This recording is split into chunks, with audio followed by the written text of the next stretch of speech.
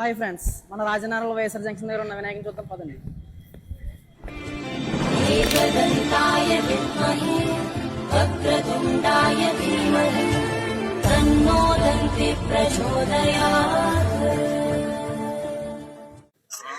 Hi friends, ఈ రోజు మన రాజనగరం వైఎస్ఆర్ జంక్షన్ దగ్గర ఉన్న వినాయకుడి దగ్గరికి వచ్చాం.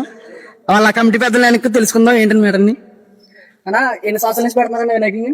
18 ఇక్కడ ప్రోగ్రామ్స్ గట్రా ఏమైనా చేస్తారని గట్టిగా భజన కార్యక్రమాలు ఉంటాయి అన్న. బొమ్మను ఎక్కడి నుంచి తీసుకొచ్చారు, ఎంతకు వచ్చిందన్న బొమ్మకి? బొమ్మ హైదరాబాద్ తీసుకొచ్చాను తమ్ముడు. బొమ్మ వచ్చి ఇక్కడ రావడానికి 3,60,000 అయింది. 3,60,000 అన్న. అన్నదానం ఎప్పుడు చేస్తారని? బొమ్మ ఉండగానే బొమ్మ తీసేసిన తర్వాత అన్నదానం బొమ్మ ఉండగా 9 రోజు చేస్తాం. ఇక్కడ ప్రతి ఒక్కరు చూడాలని చెప్పేసి తర్వాత 3 రోజుల తర్వాత ఊరేగింపు చేస్తాం. ఊరేగింపు కూడా గట్టి చేస్తారు కదా. రాజనగరంలో హైలైట్ ఇదని చెప్పారు. మామూలుగా ఉండడం ఈసారి చూసారు కదా, చూసాక చాలా బాగుంది. ఈ రాజనగరం మండలంలో నెంబర్ 1 అంటే ఇదే వైఎస్ఆర్ జంక్షన్ దగ్గర ఇదే నెంబర్ 1. బొమ్మ కూడా రాజనగరం తూర్పుగోదావరి జిల్లాలో మందే కాదు, జిల్లా అంతా తెచ్చే. ఓకేనా? చూసానన్న, సెట్టింగ్స్ కూడా చాలా బాగున్నాయి.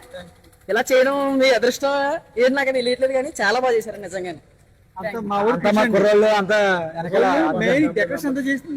మెయిన్ హెడ్ ఎవరని మీ అందరికి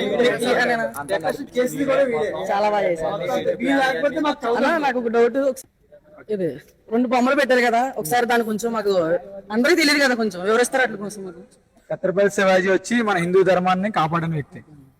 అలాగే మన బాలగంగాధర తిలక్ గారు కూడా స్వతంత్రం వచ్చిన తర్వాత ఇలాగ వినాయక చవితి జరుపుకోవాలని ఆయన వీటిని సృష్టించాడు, వినాయక చవితిని సృష్టించాడు.